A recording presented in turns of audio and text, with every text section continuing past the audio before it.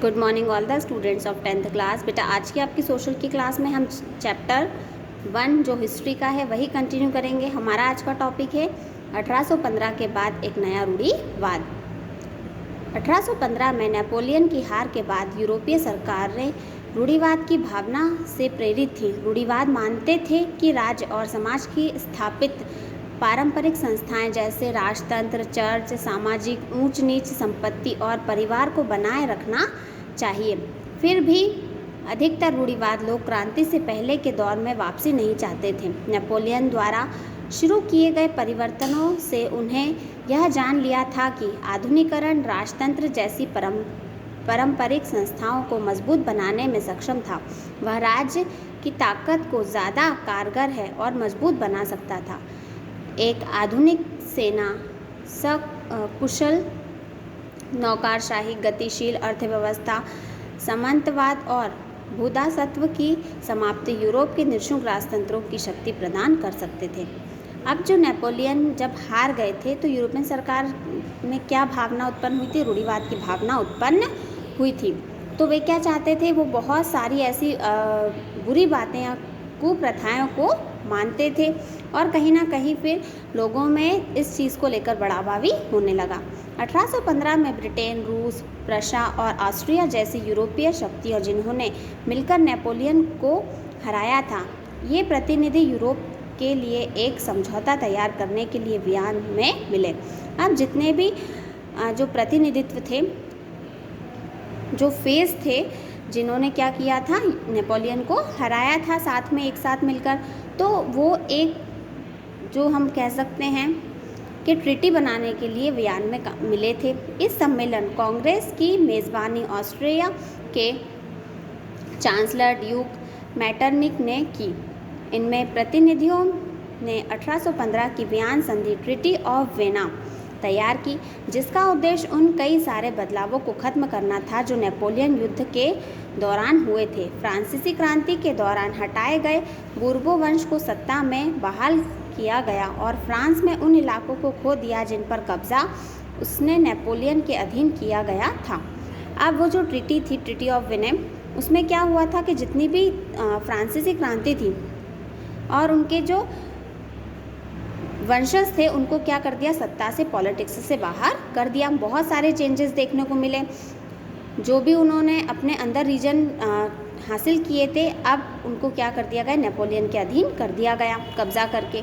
France की सीमाओं पर कई राज्य कायम कर दिए गए ताकि भविष्य में फ्रांस विस्तार ना कर सके। अब जो बाउंड्री थी फ्रांस की, उस पर क्या कर दिए गए, बहुत सारे राज्य बना दिए गए ताकि फ्रांस अपने आप को फिर एरिया वाइज आगे ना ला सके।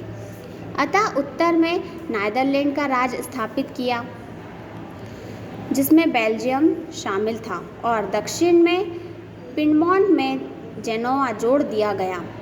अब क्या हुआ, नीदरलैंड वहाँ पे स्थापित किया गया, दैट मीन्स वहाँ पे इस्टेब्लिशमेंट हुआ नीदरलैंड का, और बेल्जियम को भी वहाँ क्या कर दिया गया, इन्वॉल्व कर दिया गया।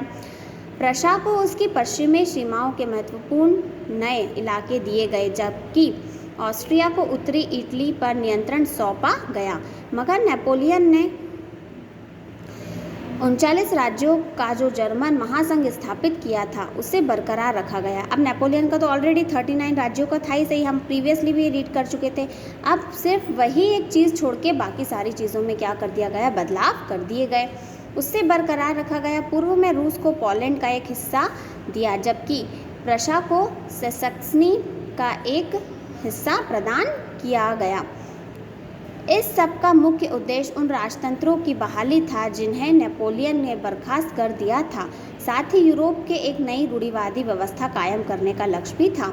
अब जो ये रूढ़िवादी जो लाना चाहते थे, उसके लिए उन्होंने क्या करा, नेपोलियन ने जो जो चीज़ें अपने राजतंत्र में स्थापित की थी उन सबको क्या कर दिया, बर्खास्त कर दिया, और वहाँ पे फिर एक नया चलन चला। 1815 में स्थापित रूढ़िवाद शासन व्यवस्थाएं निरंकुश थी। वे आलोचना और असहमति बर्दाश्त नहीं करती थी। जिन्होंने इन गतिविधियों को दबाना चाहा, जो निरंकुश सरकार के वैधता पर सवाल उठाती थी। ज़्यादातर सरकारों में सेंसरशिप के नियम बनाए जिनका उद्देश्य अखबार, किताबों, नाटकों और गीतों में व्यक्त उन बातों पर नियंत्रण लगाना था जिनसे फ्रांसीसी क्रांति से जुड़े स्वतंत्रता और मुक्ति के विचार झलकते थे। लेकिन फिर भी फ्रांसीसी क्रांति में स्मृति उदारवादी को लगातार प्रेरित कर रही थी। नई रूढ़िवादी व्यवस्था के आलोचक उदारवादी राष्ट्रवादियों द्वारा उठाया गया एक मुख्य मुद्दा था प्रेस की आज़ादी।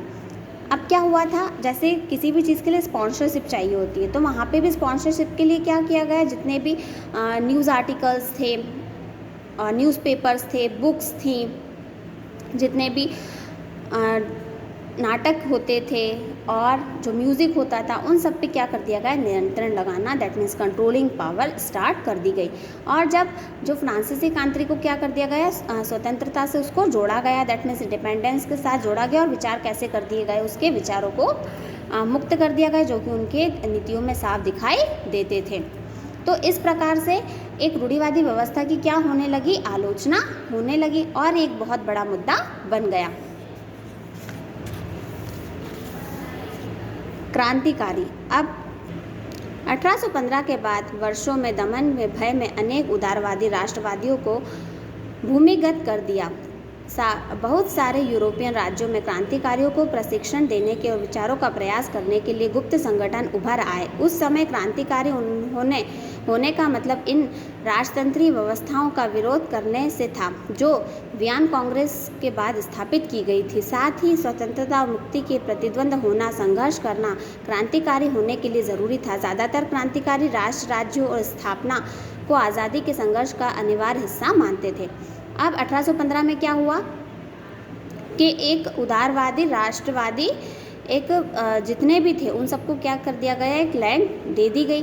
तो जितने भी क्रांतिकारी थे उनको क्या दिया जाता था, ट्रेनिंग दिया जाती थी, और उनकी जो मेंटेलिटी है, उनके जो थॉट्स हैं, उसको क्या कर दिया गया था, एक संगठन के तहत गुप्त करने का प्रयास किया गया था। और तब क्या होता था, क्रांतिकारी का मतलब ही यही है कि राजतंत्र की व्यवस्थाओं के क्या करना, अगेंस्ट जाना, जो कब फॉर्म हुई थी, वियन में कांग्रेस के द्वारा फॉर्म की गई थी। और साथ ही साथ जो इंडिपेंडेंसी है और फ्रीडम है उसको उसके अंतर्गत प्रतिबंध होना और संघर्ष करना ही क्रांतिकारी के लिए बहुत ज़्यादा ज़रूरी माना जाता था। ऐसा ही एक व्यक्ति था इटली का क्रांतिकारी जूसेप्पे मैक्सिनी। उसका जन्म 1807 में जिनोवा में हुआ था और वह कार्बोनारी के गुप्त संगठन का सदस्य बन गया। 24 साल की युवावस्था में लिगुरिया के साथ में क्रांति करने के लिए उसे बहिष्कृत कर दिया गया। तत्पश्चात उसने 2 और भूमिगत संगठनों की स्थापना की। पहला था मार्सेई के यंग इटली और दूसरा बर्न के यंग यूरोप, जिसके सदस्य पोलैंड, फ्रांस, इटली और जर्मन राज्यों के में समान विचार रखने वाले युवा थे।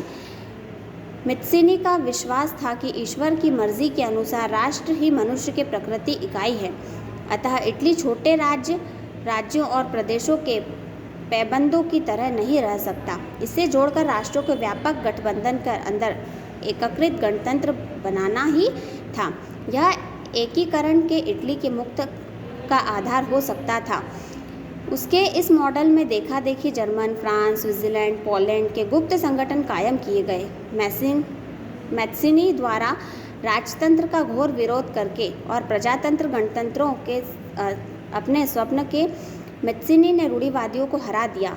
मैटरनिक ने उसे हमारी सामाजिक व्यवस्था का सबसे खतरनाक दुश्मन बताया। अब एक 24 ईयर का यंग लड़का था, ठीक, जिसने क्या करा, ऐसे ही एक संगठन को ज्वाइन किया। और जब उसने ऐसे संगठन को ज्वाइन किया तो उसके साथ फेवरिज्म क्या हुआ कि उसने जो वो पॉइंट रखना चाहता था, that means government form by the people, तो उसने इस चीज़ में दूसरों को भी अपने साथ लिया, दूसरे संगठनों के साथ मिलकर अपना ये सपना पूरा भी किया। और उन्हीं को देखकर जर्मनी, फ्रांस और स्विट्जरलैंड और पोलैंड के जो गुप्त संगठन थे वो भी इस चीज़ में कामयाब हुए। आज की आपकी क्लास यहीं पे ख़त्म होती है। इसके आगे का जो टॉपिक है हम नेक्स्ट क्लास में कंटिन्यू करेंगे।